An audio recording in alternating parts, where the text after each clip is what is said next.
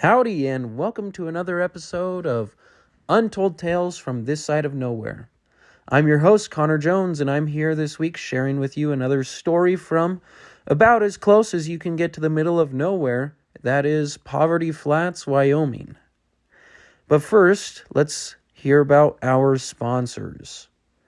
This week's episode is sponsored by Basin's Market, located in Basin, Wyoming. Basin's Market is your destination for groceries, fresh produce, and the best meat department in the Bighorn Basin. Come on in and sample their wide selection of products Monday through Saturday from 7 a.m. to 8 p.m. and Sundays from noon to 6 p.m. We are also sponsored by the Wyoming Welcome Program. Their service, Table Talk, provides businesses with an opportunity to get their names out there. The Table Talk brochures are placed on restaurant tables in Cody and Powell, and they're filled with fun facts about Wyoming, jokes, and the month's holidays. Customers at restaurants get to read them while they're waiting for their food, and businesses get to get their names out there. So if you are interested in being included in a brochure, please send them an email. Their service is affordable and effective, and you can contact them at Haley J, that's HALEYJ, at WyomingWelcome.com. And now, the podcast. Bitter biting cold. That has been the name of the game here in northwestern Wyoming over the past few days. Saturday, our low dipped down to negative 30 or something, 29. But with the wind chill, the coldest I saw here in Powell was negative 42, which is pretty darn cold. A friend at work did the boiling water challenge, where you take a cup of boiling water and you throw it up into the air. And they showed me the video. That boiling water turned into snow and just fell out of the air just like snow. It was pretty crazy. Yeah, vehicles haven't been starting. Basketball practices in the mornings have been canceled, and we're looking forward to some warmer weather here. But we've had some good old-fashioned Wyoming winter weather over the past few days. Hopefully, wherever you are listening, it's not quite so cold. But if you'd like to share some of the cold, you're more than welcome to come up and take some back home with you. Anyways, this week's episode deals with my experience. Well, we'll say Al's experiences as a Boy Scout in the fabled Troop 41. And I say fabled, but Troop 41 is a real scout troop, or was, back in, I want to say 2019. The church I attend, the Church of Jesus Christ of Latter-day Saints, stepped away from scouting, and that was the end of Troop 41. But its name lives on in these stories, and I've taken some creative liberty in embellishing the origin story of our Scoutmaster, Ely Lyman. So here we go. The title of this story is Introducing Ely Lyman, Scoutmaster Extraordinaire. Marty's dad wasn't a bad Scoutmaster. He just wasn't really cut out for it, and it showed. The roughly 2 years he spent as the leader of Troop 41 really took their toll on him. It was 20 months, 16 days, and 14 hours, Marty's dad would say, then follow it up with, "But who's counting?" Marty's mother liked to show pictures of Mr. Flincherton before and after serving as Scoutmaster. It was like watching a Bosley commercial in reverse. In the before picture, his youthful features were wreathed by a full head of brown hair, and he bore his head proudly on a set of manly shoulders, accented by his slightly bulging waistline. He was in his early 40s, after all. Then Mrs. Flincherton would show the after picture. A CIA disguise expert would have been hard-pressed to identify the man in the photo as Mr. Flincherton. His brown hair had receded to the point where only tufts of it were evident, primarily where it sprouted from his ears and nose, and the color was now a silvery gray bordering on white.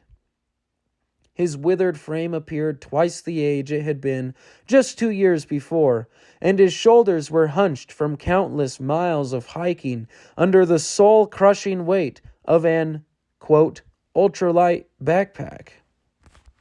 Countless close encounters with death had replaced the playful gleam in his eye with a wild, almost hunted look.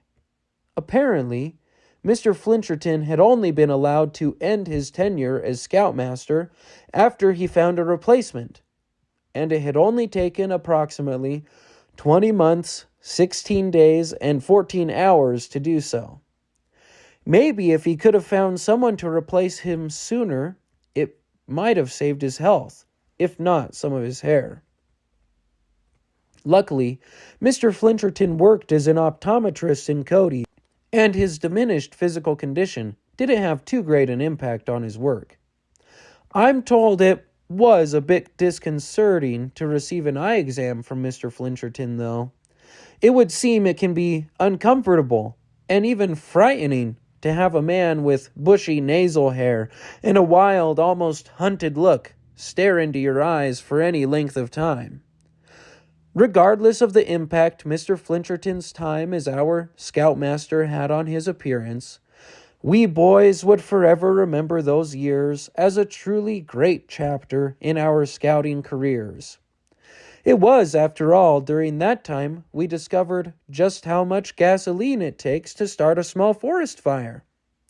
The reason why you should never leave food in a tent while camping in bear country, and how much rope it takes to retrieve a Boy Scout from the bottom of the eastern cliff of Cloud Peak. It's about 2,000 feet of rope, just in case you're wondering. Those are the kinds of truly priceless lessons Mr. Flincherton taught us. We were sad to see him go, we all said, but our sadness, like the words to the outdoor code, was soon forgotten after the arrival of Scoutmaster Ely Lyman. No one is quite sure how Mr. Flincherton and Ely Lyman met. It certainly wasn't during an optometrist appointment. According to Ely, he had never been sick a day of his life, and he had never set foot in a doctor's office of any kind. Ely Lyman was everything you would expect a great Scoutmaster to be. He was brave, strong, knowledgeable, resourceful, and tough as 4-week-old bear scat. More than anything, though, Ely was an outdoorsman in every sense of the word. The evening Mr. Flincherton handed the reins over to Ely will be forever branded in my mind. We met at the American Legion, since they were our troop sponsor, and when Mom dropped Fred and I off, we could already see a group of scouts gathering in the parking lot. There was Mr. Flincherton's baby blue Prius, which we were used to seeing on Wednesday nights, but what drew our attention was an ancient Ford pickup truck parked alongside it. The truck was so caked in mud, the rust patches were almost imperceptible, and the assortment of tools, miscellaneous hardware, and camping equipment in the truck bed was enough to make any Boy Scout start itching for adventure. Fred and I joined my cousin Jim and the other scouts as they headed inside the building. After arriving in the room where we met, we quickly pulled out some folding chairs and settled in. Mr. Flincherton was noticeably absent from the room, though Marty was already there. "Hiya, Marty," I said, sinking into a chair beside him. "Where's your dad?" "Oh," Marty said, "he's talking to the new Scoutmaster in the parking lot." "Oh, yeah?" Fred chipped in. "We didn't see them." "Well, Dad said he was going to take him around back to show him where the coons are getting in."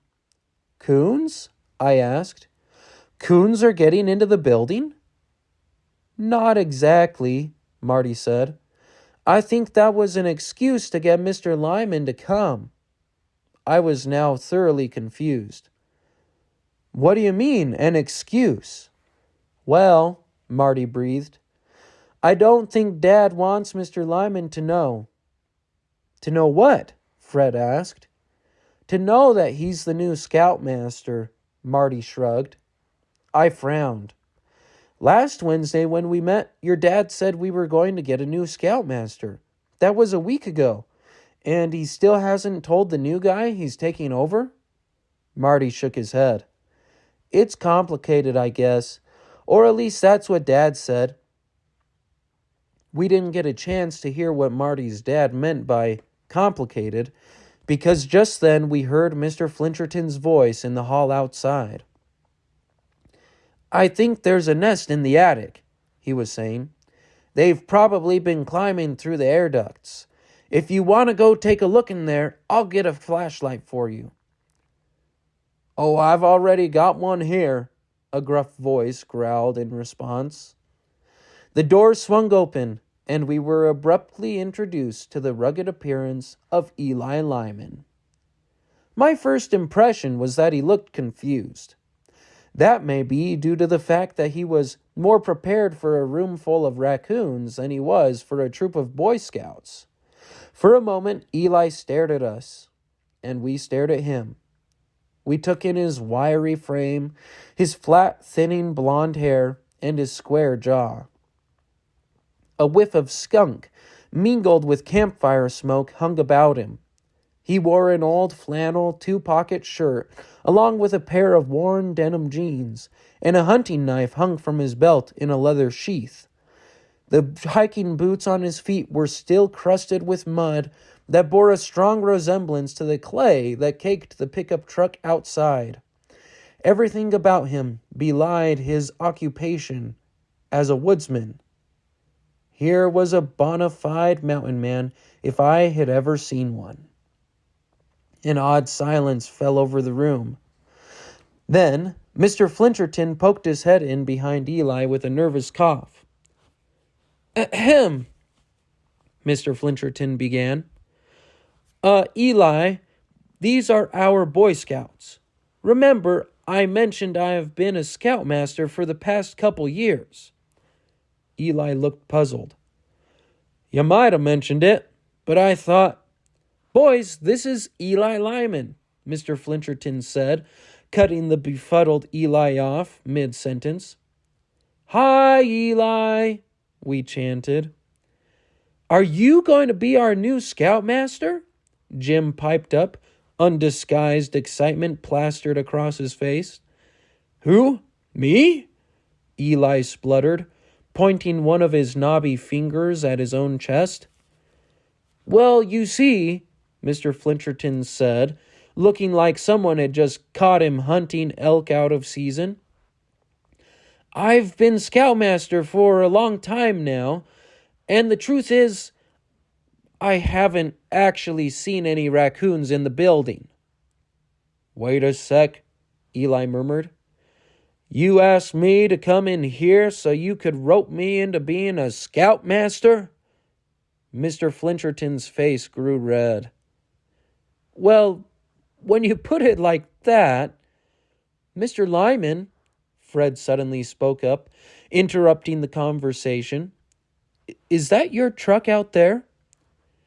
Ely turned away from Mr. Flincherton and looked at Fred, and so did everyone else. After a long moment, Ely replied, Yes it is." "I couldn't help but notice the suspension," Fred said. "Did you do that yourself?" A grin split Eli's face, like a ray of sunlight through a cloud bank. "Yes, I did it myself. Do you like trucks?" That was the understatement of the century. My twin brother Fred was a truck fanatic. He could tell you the make, model, and trim level of every pickup truck ever made, and he loved everything about them. his particular favorite was Ford's F-Series. "Yes, I love trucks," Fred replied. "It looks like you've got a 1995 F-150 XLT out there. It's kind of hard to tell with all the mud, though. Where did you get stuck?" Getting stuck was another one of my brother's favorite activities. "Stuck? Oh, I wasn't stuck," Eli grinned. "I just had to kick her into four-wheel drive and do some digging." "Can you show us how you did the suspension?" Fred asked. Mr. Flincherton's Prius wasn't exactly a pickup truck, and Fred had been dying to get the automotive maintenance merit badge with a real car. I began to understand where this was going. "Yeah," I piped up. "We'd love to take a look at your truck." Mr. Flincherton looked relieved when Eli acquiesced, and we led the bemused woodsman out to the parking lot with plenty of that enthusiasm Boy Scouts are so famous for. Out in the parking lot, we observed in awe as Eli pointed out the different parts of the truck's suspension, a little hesitant at first, but then with more gusto. "This here thing is a whatchamacallit," Eli said with the air of a college professor explaining the finer points of astrophysics. You could tell he wasn't used to getting this much attention. "It fits into this here thingamabob, and that allows the truck's tires to move up and down when I drive over rocks and such." "Whoa!" we all breathed, looking at the coiled-up springs Eli indicated. "So all of this is aftermarket?" Fred asked excitedly. Yes," Eli grunted. "Except for the thingamajigs. I made those myself." We nodded in reverent admiration, and Mr. Flincherton coughed. "Ahem. Well, Eli, the boys sure have enjoyed this. You know, they've all been bothering me about getting their automotive maintenance merit badge. I think you would be an excellent merit badge counselor, seeing as you are so knowledgeable about whatchamacallits and thingamabobs and the like." We all turned to look expectantly at Eli. He ran a hand over his face and sighed, looking around at the group of boys standing before him. "Well, I guess I could help out with the merit badge," Eli shrugged. A cheer erupted from Troop 41. "Hooray!" "All right, then," Mr. Flincherton smiled, looking relieved. "We'll see you here next Wednesday at 6 o'clock then. What do you boys tell Mr. Lyman?" he asked, looking around at us boys. "Thank you," we chorused. Over the next few weeks, Eli instructed us in the intricacies of automotive maintenance, while Mr. Flincherton looked on. Eli taught us lots of really important skills, like how to change the oil on his pickup and rotate the tires, among other things. The other things mostly consisted of cleaning Eli's truck, a process which took us boys the better part of 3 hours to accomplish with him looking on. "You boys ever done a 20-mile day?" Eli asked us on the third or fourth Wednesday night meeting since he took up the role of merit badge counselor. "Oh, and make sure you get that wax buffed out. Ain't you guys seen Karate Kid?" he growled. "Okay," Marty nodded and scrubbed harder at the wax on the old truck. Eli had assured us that scrubbing the dog urine out of his seat cushions definitely fulfilled several requirements for getting the automotive maintenance merit badge, which was probably the only thing that motivated us to do it. Mr. Flincherton was more than happy to trust Eli's expertise on the matter, and he even pitched in now and then, handing us rags and plugging in the old shop vacuum Eli brought with him.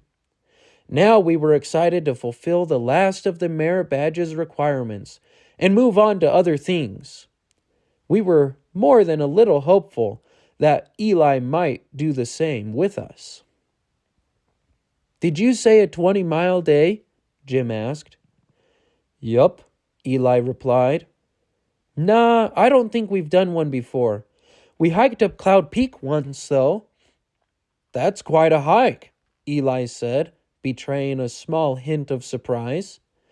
Mr. Flincherton beamed with pride. Yeah, but we didn't make it back down, I added. At least not hiking.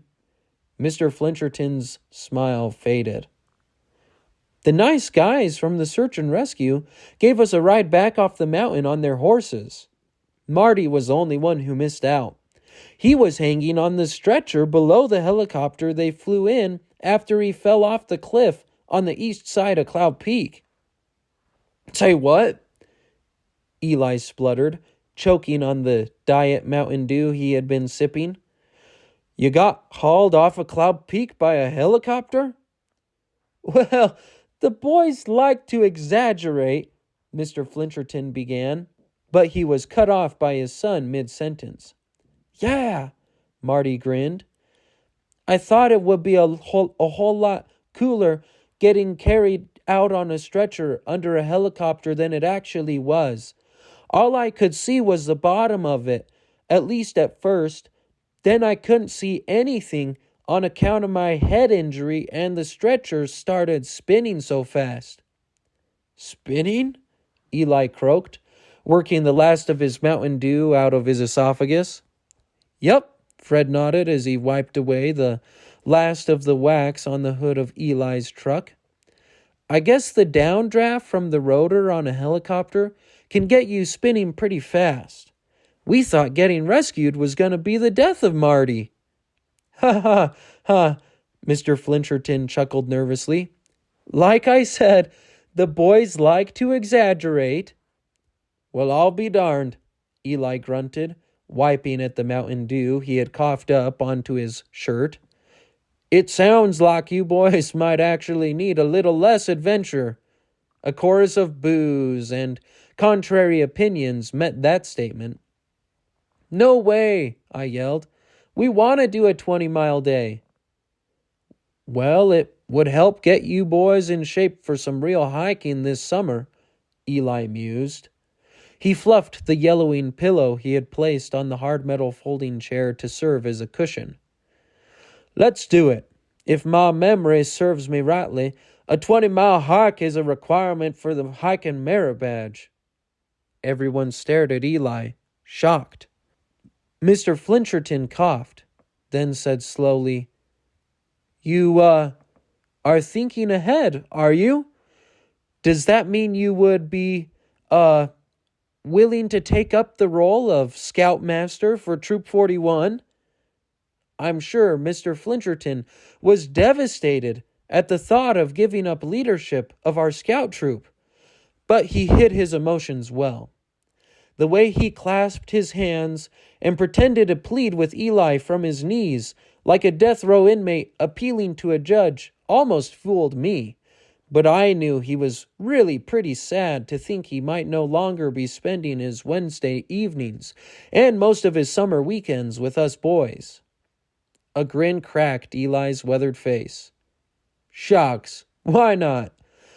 I love being a Boy Scout, and I think you're a pretty good bunch. Hooray! We cheered, throwing our rags up into the air. Mr. Flincherton fell to his knees and pretended to offer a prayer of thanks, and then jumped up and began wringing Eli's hand. I think the crazed look in Mr. Flincherton's eyes may have unnerved Eli a little, but he was soon distracted by Fred tapping on his shoulder. When can we do it, Eli? Fred asked. Do what? Eli replied. You know, the 20-mile hike. Oh, yes. Well, let me think, Eli said, rubbing the stubble on his chin. I think we can go out to Elk Creek and do it there. How does this weekend sound? Ask your mothers if they could spare y'all for a couple hours this Saturday. And so it was settled. Troop 41 would embark on its first ever 20-mile hike that Saturday. And, Mr. Flincherton, Eli said, turning to Marty's dad, You are more than welcome to come along. I know you're handing over the reins and all, but I'm sure it's hard for you to let go." All of us boys would later agree that it was very kind of Eli to invite Mr. Flincherton to come along. But Mr. Flincherton said he didn't want to intrude, and he thought it would be best if he just handed the reins over to Eli. "Best not to step on your toes, you know," Mr. Flincherton said. He was good to his word, and even though we were sure he would have loved to come with us, Marty's dad didn't come on that hike, nor any of the ones that followed. I guess he was so torn up about relinquishing his role as Scoutmaster, it was just easier that way. So it was that by the time our mothers showed up to take us home that Wednesday evening, we had a new Scoutmaster. As we rode home, we excitedly told our mothers what had happened that evening, and they raised their eyebrows and pretended to look worried. Little did any of us imagine the adventures that lay in store for us. Thus began a golden era of scouting in Troop 41, and Ely Lyman was the man who ushered it in. There you have it. Introducing Ely Lyman, Scoutmaster Extraordinaire. Yeah, I remember when Scoutmasters swapped positions. It might not have happened exactly like I told in this story, but I had a few Scoutmasters throughout my years as a Boy Scout, and anyone who has been a Boy Scout, I'm sure remembers their Scoutmaster very well. The Scoutmaster can make or break a scout troop, and that is the truth. It has been a pleasure sharing this story with you, and I'm glad that you're here. I'm thankful for all of my listeners, and I'd invite you to like, review, and share the podcast so other people can find it. I'm also, as I mentioned a couple weeks ago, happy and excited to announce the Untold Tales from This Side of Nowhere Fishing Failure Hall of Fame over on our Facebook page. I've already had a couple people submit pictures, and it is open to anyone. I'm inviting you to send in a picture of your greatest fishing failure. That is the largest fish you have ever caught. Because if you have listened to the Authentic Fishing Experience episode from last year, then you know that the worst thing an authentic fisherman can do is actually land a fish on a fishing trip. So, as I've mentioned, send in your photos. You can either email me at untoldtalesthepodcast@gmail.com or message me on Facebook with your picture. We'll post it on the Facebook page, and at the end of March, we are going to announce our winner. The winners will receive a prize along with an official Untold Tales from This Side of Nowhere Fishing Failure Hall of Shame certificate, which you definitely don't want to miss out on. So be sure to send me your fishing failure photos, and we'll get them up there on our Facebook page. As always, this has been another episode of Untold Tales from This Side of Nowhere, where we work twice as hard for half as much and still find time for the important things, like fishing. See you next time, folks.